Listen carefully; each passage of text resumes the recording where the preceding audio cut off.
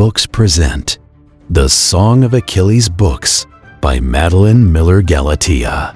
Chapter 9. The next morning, I woke to the soft sounds of Chiron getting breakfast ready. The pallet was thick beneath me. I had slept well and deeply. I stretched, startling a little when my limbs bumped against Achilles, still asleep beside me. I watched him a moment, rosy cheeks and steady breaths. Something tugged at me, just beneath my skin. But then Chiron lifted a hand in greeting from across the cave, and I lifted one shyly in return. And it was forgotten. That day, after we ate, we joined Chiron for his chores.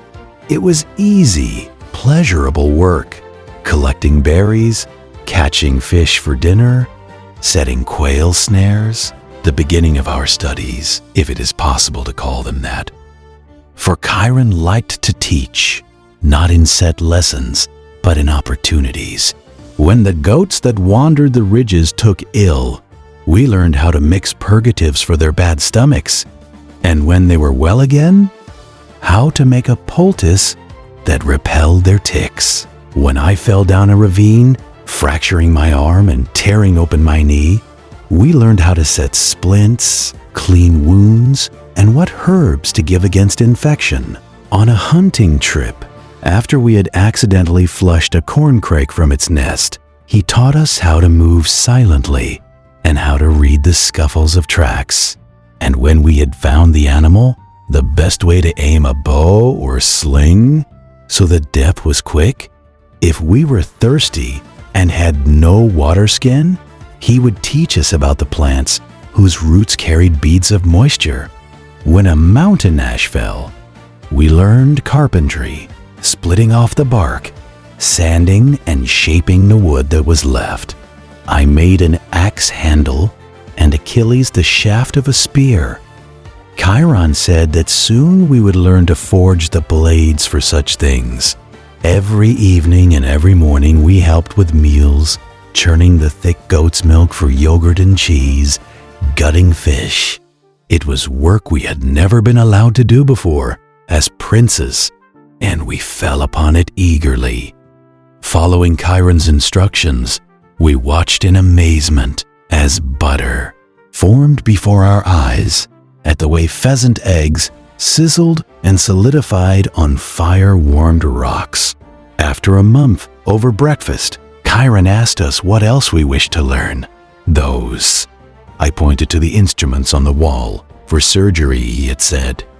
He took them down for us, one by one. Careful. The blade is very sharp. It is for when there is rot in the flesh that must be cut.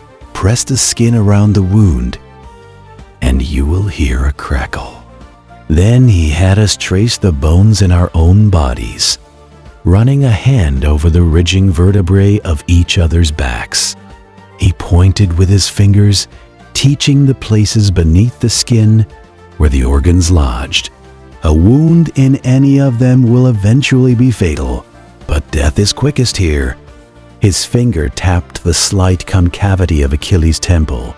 A chill went through me to see it touched, that place where Achilles' life was so slenderly protected. I was glad when we spoke of other things. At night we lay on the soft grass in front of the cave, and Chiron showed us the constellations, telling their stories, Andromeda, cowering before the sea monster's jaws, and Perseus poised to rescue her, the immortal horse Pegasus, aloft on his wings, born from the severed neck of Medusa.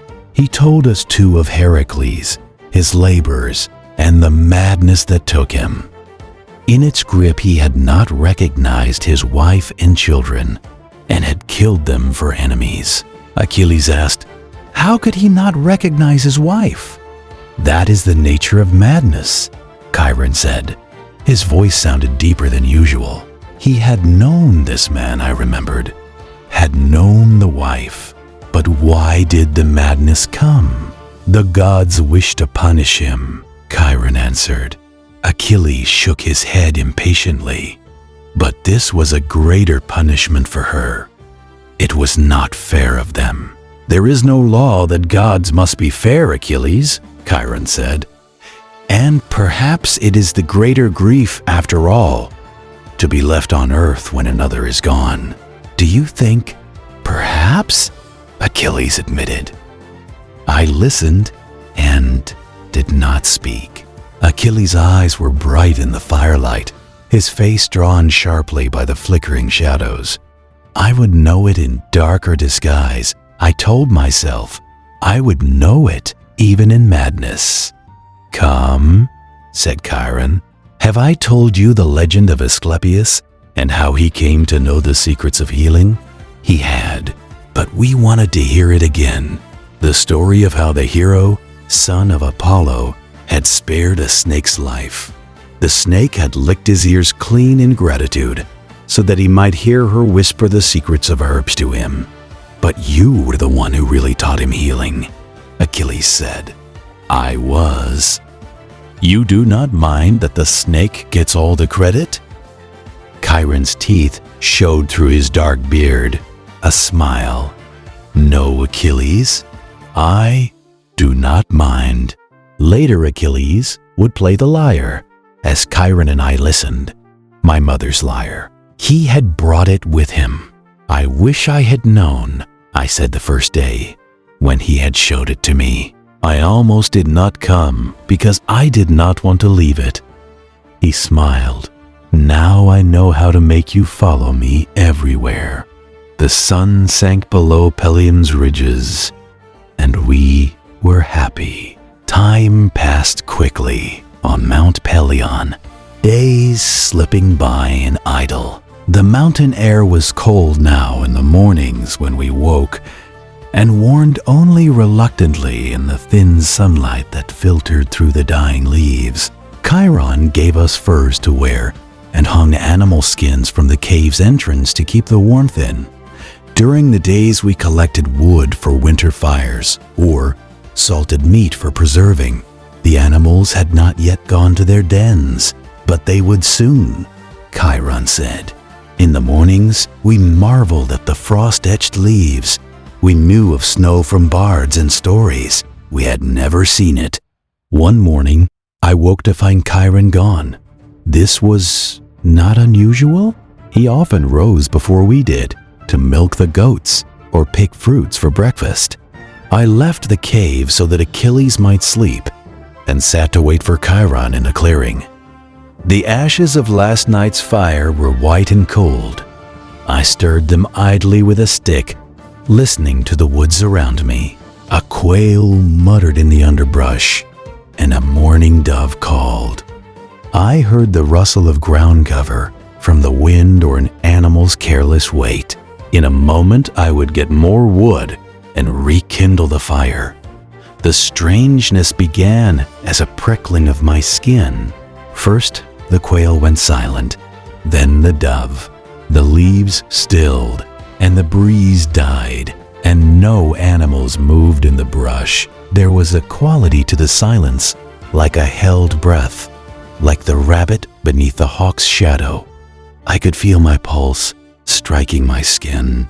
Sometimes I reminded myself, Chiron did small magics, tricks of divinity, like warming water or calming animals. Chiron? I called. My voice wavered thinly. Chiron? It is not Chiron. I turned. Thetis stood at the edge of the clearing, her bone-white skin and black hair bright as slashes of lightning. The dress she wore clung close to her body and shimmered like fish scale. My breath died in my throat. You were not to be here, she said. The scrape of jagged rocks against a ship's hull. She stepped forward, and the grass seemed to wilt beneath her feet. She was a sea nymph, and the things of earth did not love her. I'm sorry, I managed, my voice a dried leaf, rattling in my throat. I warned you, she said. The black of her eyes seemed to seep into me, fill my throat to choking. I could not have cried out if I dared to. A noise behind me, and then Chiron's voice, loud in the quiet. "Greetings, Thetis." Warmth surged back into my skin, and breath returned. I almost ran to him, but her gaze held me there, unwavering. I did not doubt she could reach me if she wished. "You are frightening the boy," Chiron said. "He does not belong here," she said. Her lips were red as newly spilled blood. Chiron's hand landed firmly on my shoulder. "Patroclus," he said, "you will return to the cave now. I will speak with you later." I stood unsteadily and obeyed. "You have lived too long with mortal centaur," I heard her say before the animal skins closed behind me. I sagged against the cave's wall. My throat tasted brackish and raw. "Achilles," I said. His eyes opened, and he was beside me before I could speak again. "Are you all right?" "Your mother is here," I said. I saw the tightening of muscle beneath his skin. "She did not hurt you?" I shook my head.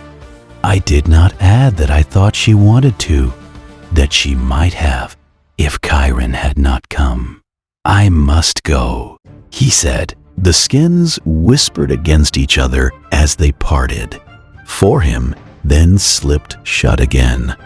I could not hear what was said in the clearing. Their voices were low, or perhaps they had gone to speak elsewhere. I waited, tracing spirals in the packed earth floor. I did not worry any longer for myself.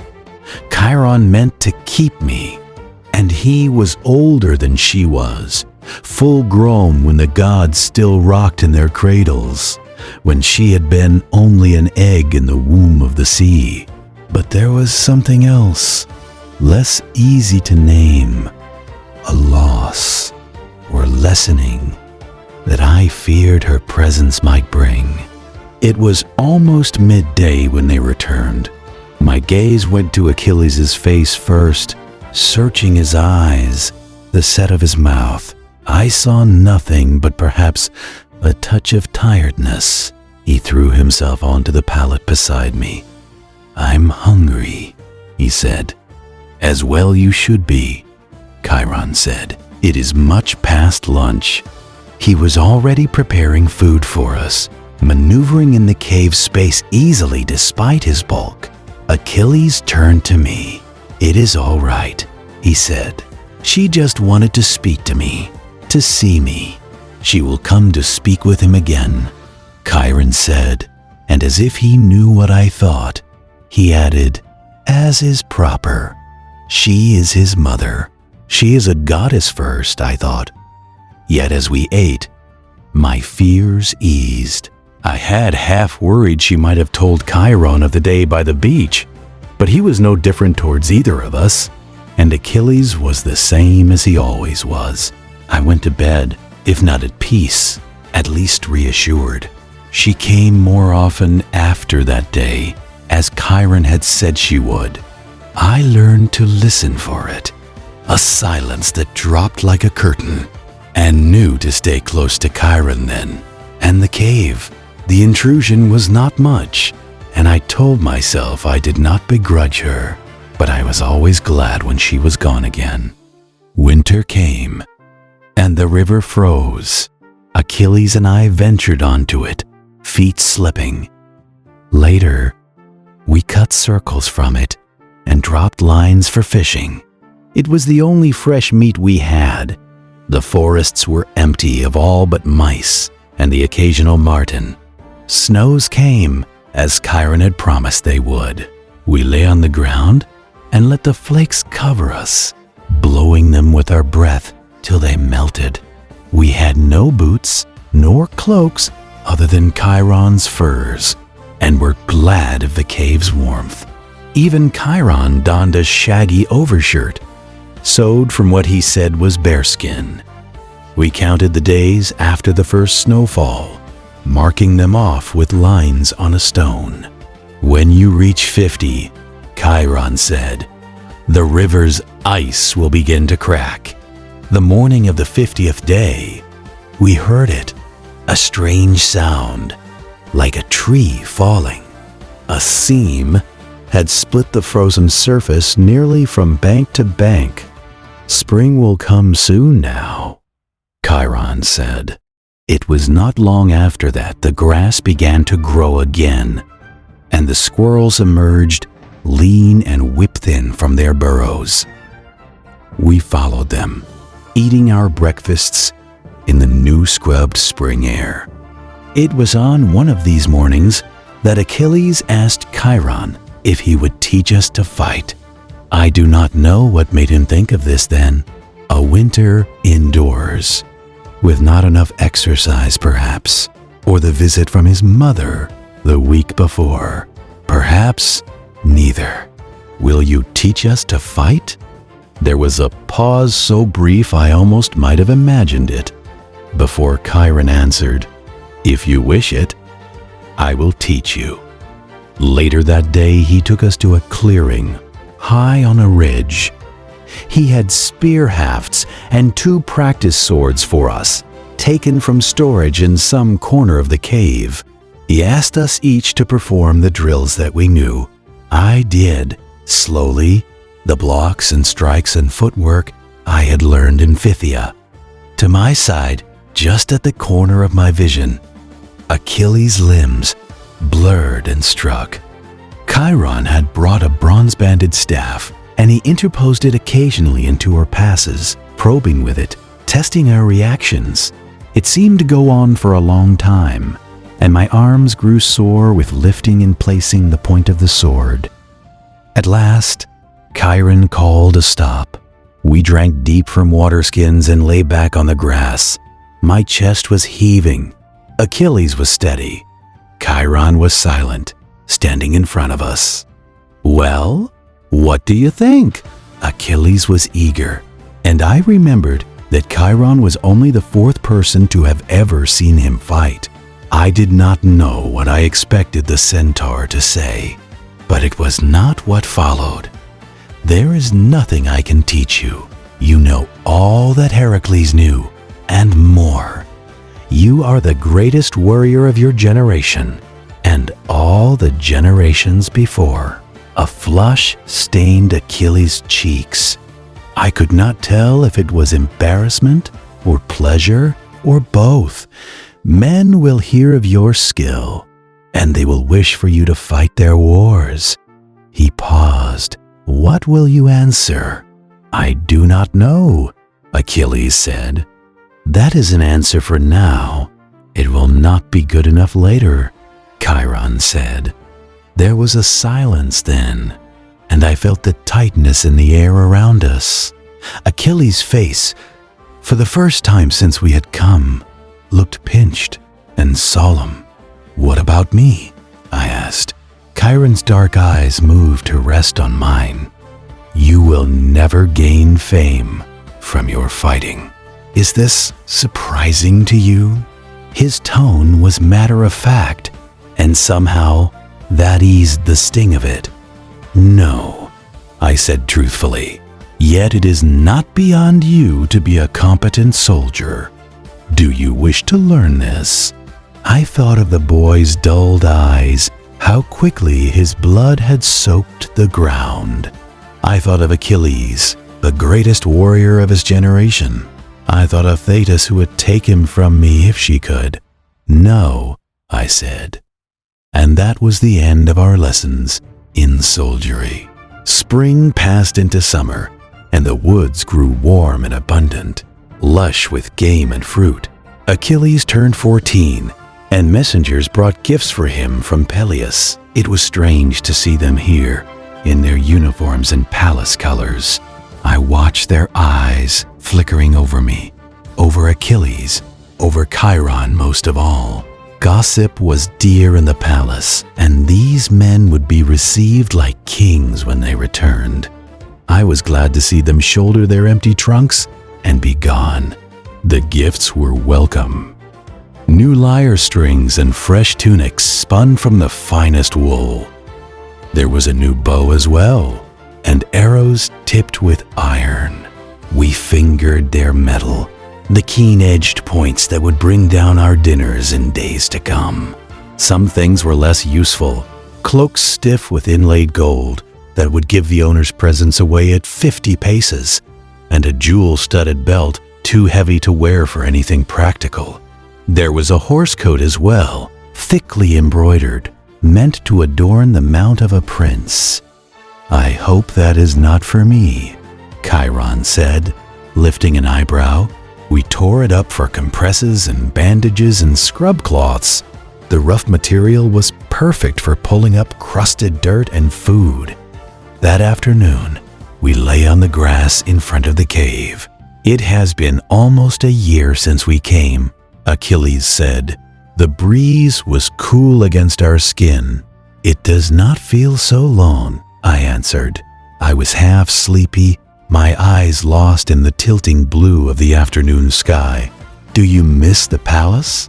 I thought of his father's gifts, the servants and their gazes, the whispering gossip they would bring back to the palace. "No," I said. "I don't either," he said. "I thought I might, but I don't." The days turned, and the months, and 2 years passed.